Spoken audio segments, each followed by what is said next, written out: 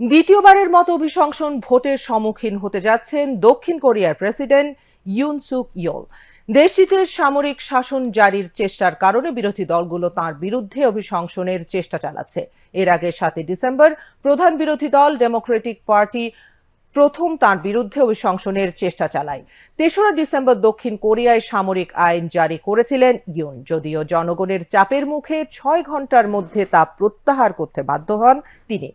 তার এই পদক্ষেপের কারণে দেশটির জনগণ হতবাক হয়ে পড়ে। তার নিজ দলের মধ্যেও বিভক্তি তৈরি হয়। মেয়াদের অর্ধেক পথে এসে ঝুঁকির মুখে পড়ে তার প্রেসিডেন্ট পদ। ইউন সুক ইয়োল সামরিক শাসন জারির পর তার অভিশংসনের দাবিতে রাস্তায় নেমে আসে মানুষ।